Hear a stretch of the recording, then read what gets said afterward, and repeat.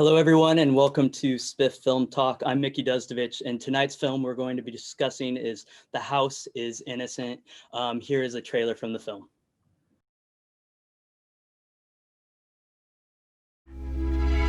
The side of a case that shocked the world. The most frightening, Most infamous, most notorious home in all of Sacramento.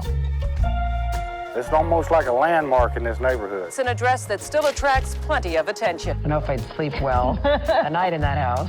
I sure wouldn't want to buy it or live there.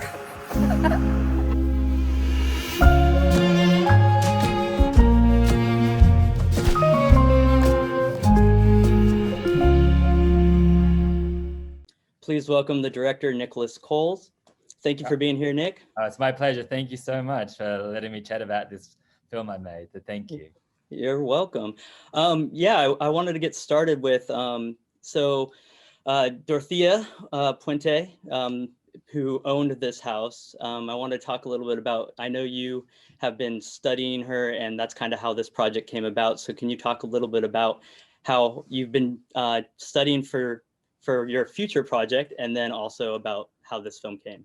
Yeah, certainly. So I first learned about Dorothea Puente actually when she passed away, which I think was maybe as long as 2011. It was 2011. And I was like, it's not often you hear of a female serial killer. For some reason, they don't get the level of fame that male serial killers get.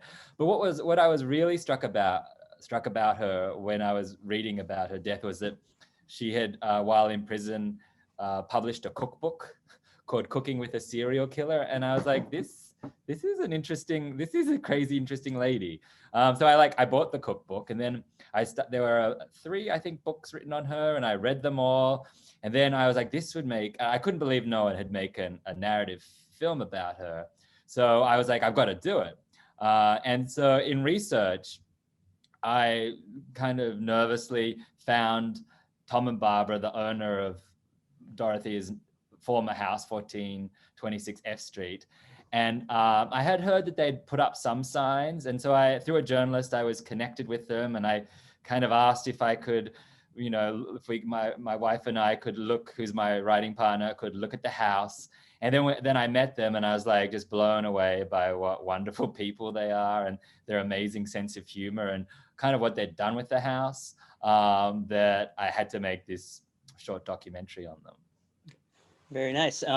Now, before I go on, the cookbook, was the secret ingredient poison in all of your recipes? Well, I have tried making a few of the recipes, and they're terrible recipes. So I think they probably were, right? She was a charlatan, and I don't think she was really a good cook, but saw an opportunity while in prison to maybe make a few bucks and get her name out there. And I think she probably just stole all the recipes from like Woman's Weekly or something. But I think her poison may have tasted better. Before we go on to talk about Tom and Barbara, can you talk a little bit about Dorothea? And I know the film touches on this, but for those who may not know that are watching, exactly what her crimes were during this time. Yeah, so Dorothea Puente is an interesting lady in that she was born right as the Great Depression was starting. She didn't have she had a pretty poor childhood. And she was in and out of crime her whole life. And she spent a lot of her life in prison. And it, I guess, reached the point when she was in her 50s or, late 50s that she started running this boarding house in Sacramento for kind of the elderly and infirmed. And she would have them sign over their Social Security checks. So, and then she started if the person in the boarding house kind of got a bit too difficult, she would kind of off them but still keep cashing their Social Security check. And she did that with at least 7 people in the boarding house. And these are shadow people that no one kind of really missed. They didn't have close ties to family. So no one really knew that they were missing, but she would just keep cashing those Social Security checks. And she really probably would have, it was quite a good con. She probably would have gotten away with it a lot longer if it hadn't been for this one particular tenant who was very close to a local social worker, and that tenant went missing. Then this social worker really looked for him and kind of called the police's attention to what was going on, and that was kind of her undoing. But it's kind of fascinating because even when they dug up a body in her yard, the police still didn't arrest her. And they politely asked if they could keep digging. And then the next day, while they were digging up her whole yard, she just walked out the front door and went on the lam and was like, had run away for a few days. So it certainly had a lot of twists and turns in her case. That's amazing. Can you, so now you go to the house and you meet two wonderful characters, Tom and Barbara, and the idea comes to make this short doc and this very comedic doc because of them.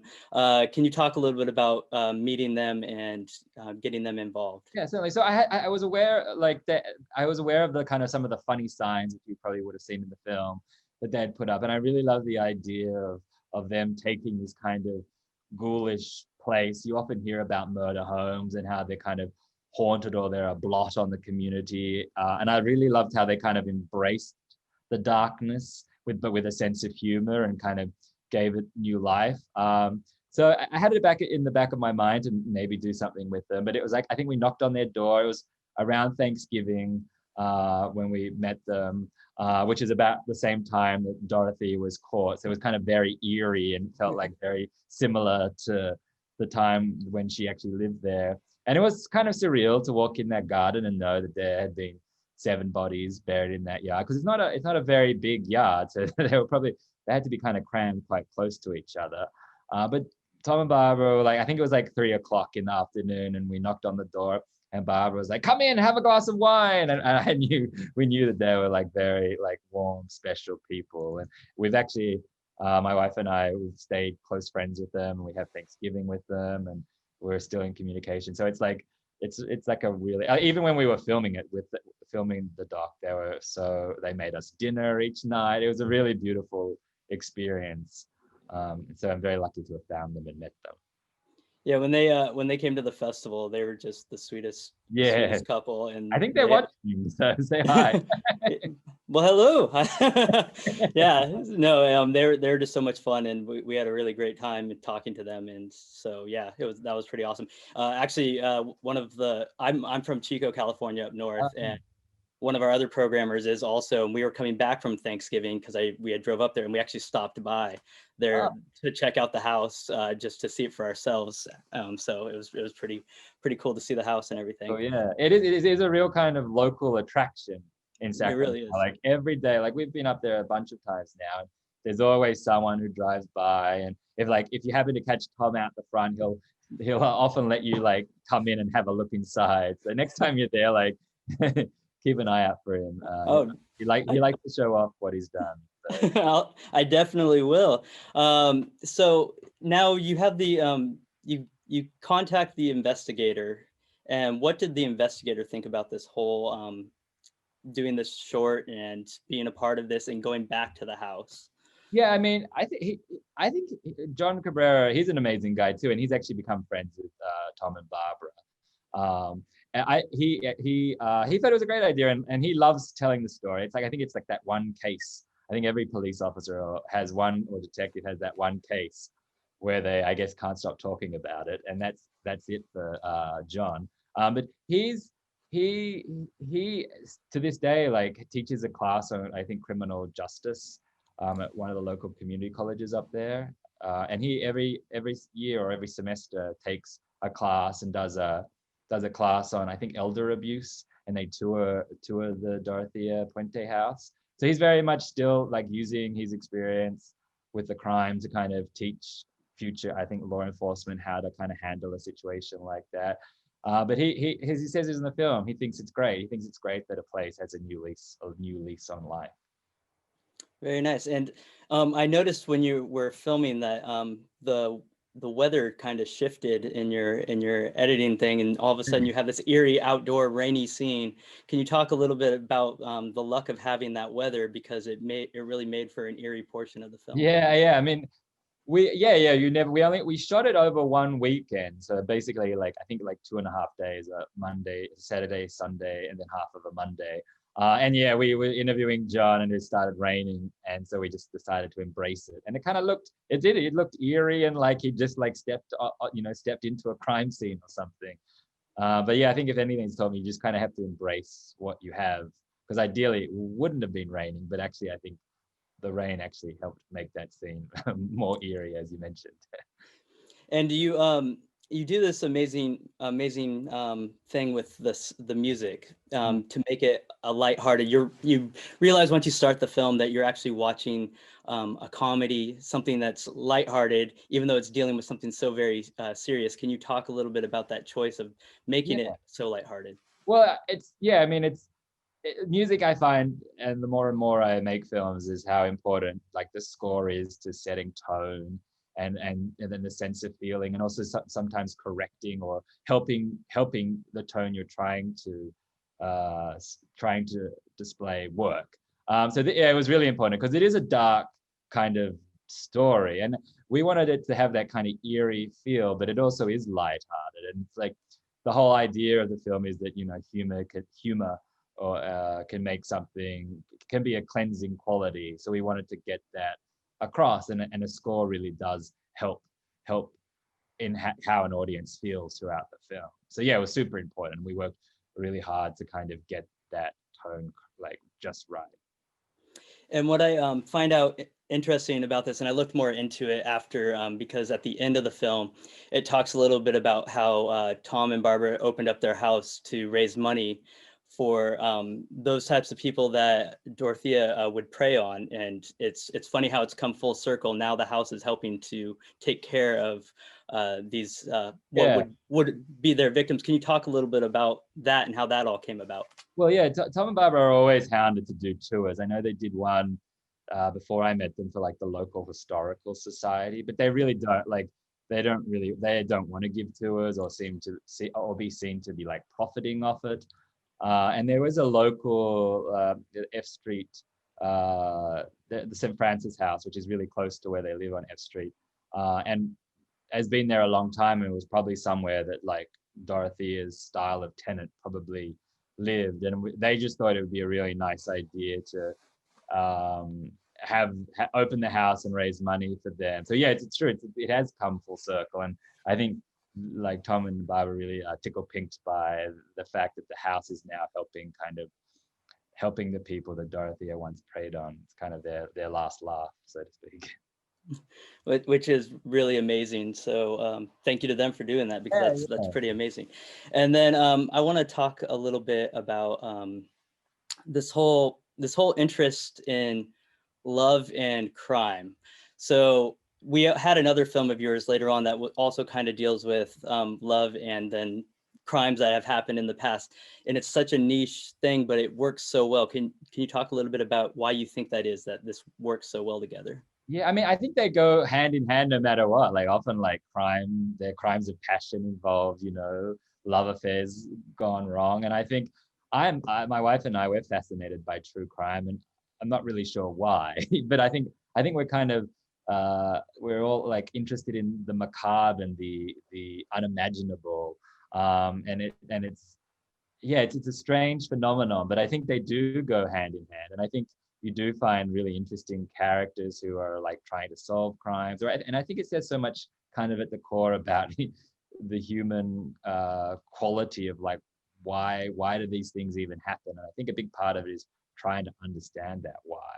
But then I love passionate people too, who are passionate about life, so they kind of fuse those two together.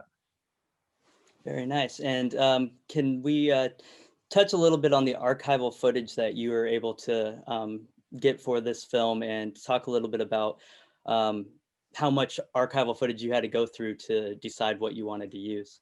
Yeah, no, I mean, archive is one of my favorite parts of documentary making. I love kind of dive in and find things that have kind of been a little forgotten or long forgotten, and give them a new lease on life, and also shine them in a light that they haven't been seen before.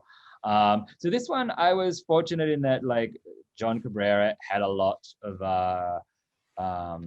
archive from the case and provided that with me. And Sacramento is actually, as a city, has a really amazing local archive of city history, and they have all the I think one of the local, I think KCRA donated all their film to this institution, and so a lot of the archive came from digging through like the 6 boxes of archive that they have, photos, evidence pieces, video that was stored in the library. So yeah, that and then random things would happen, like people would leave old photographs on Tom and Barbara's doorstep. So it would kind of slowly drip in, and it was really fun to kind of put all those together. And then I found like there used to be Sacramento used to have 2 kind of daily newspapers,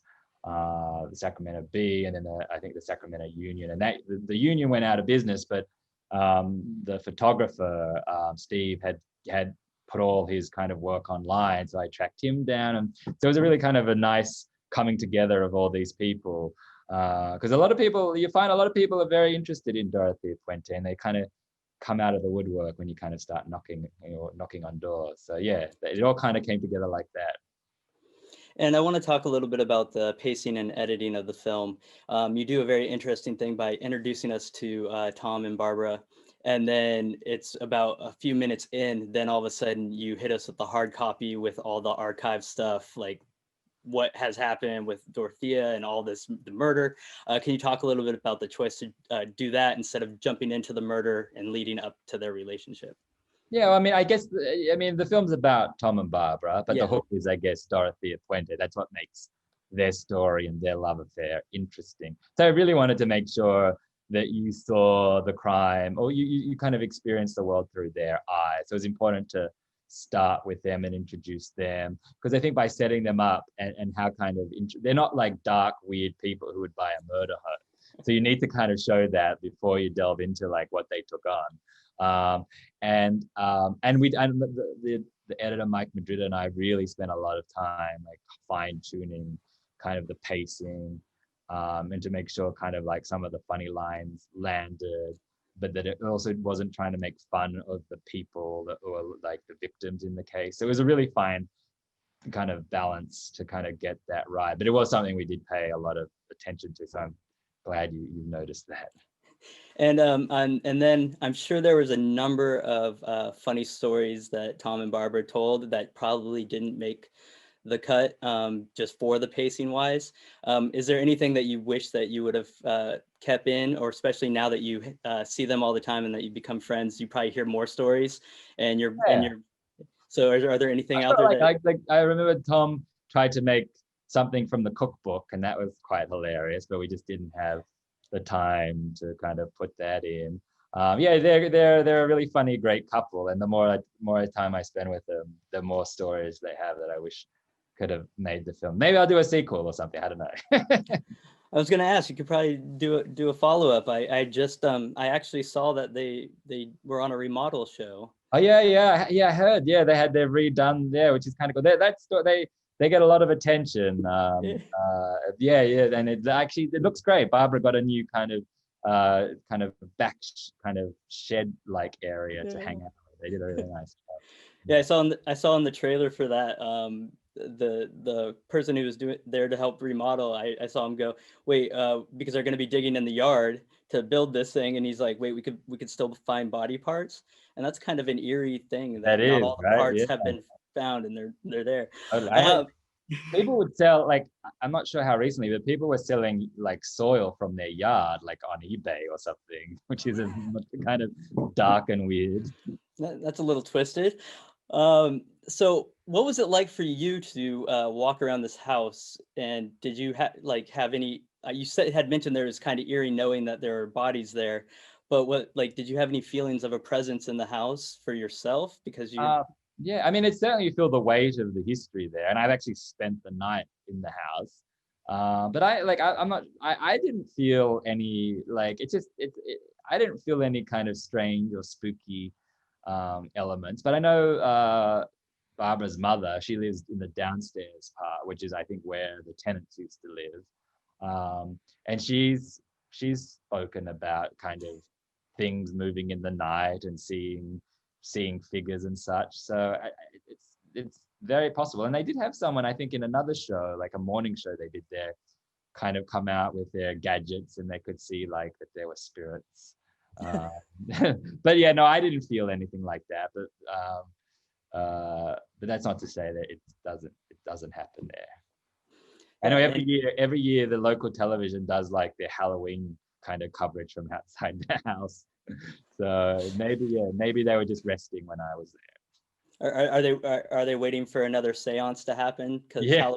Halloween's this Saturday, so I know, right? So keep looking out your window, Tom and Barbara. Also, I wanted to talk a little bit about what you're up to now, what you're currently working on, and also if you can give us any details on the feature project.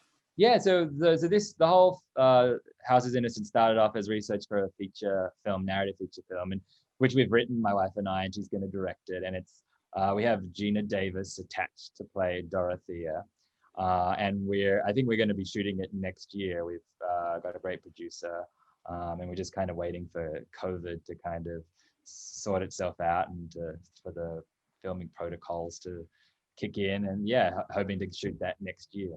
And then recently I just produced a featured documentary on the Magic Castle in Hollywood, which has a Santa Barbara connection, like with Milt Larson, who lives in the area, and he has his Magic Castle Cabaret. So that's in the can. And then we're just about to start on a documentary series for Disney Plus about women in animation and the kind of the history, the unsung here. It's kind of like the hidden figures of Disney animation. So that's what we've been up to. That's amazing. Yeah. Good for you. I look forward to seeing all your future projects and checking out that Disney Plus series. That sounds awesome. Yeah. It'll probably be a couple of years away. It's a long project, but that will definitely keep you posted. Wonderful. And then I just wanted to say that thank you for always coming out to Santa Barbara and being a part of our festival. Oh, it's such an amazing festival. Thank you for everything that you do. It really is wonderful. Yeah, and thank you for joining us tonight. I've had a lot of fun talking to you about this. It's been a pleasure. And everybody out there, have a happy Halloween. Be safe out there. And take care, Nick. Cheers. Thank you so much. Bye. Bye.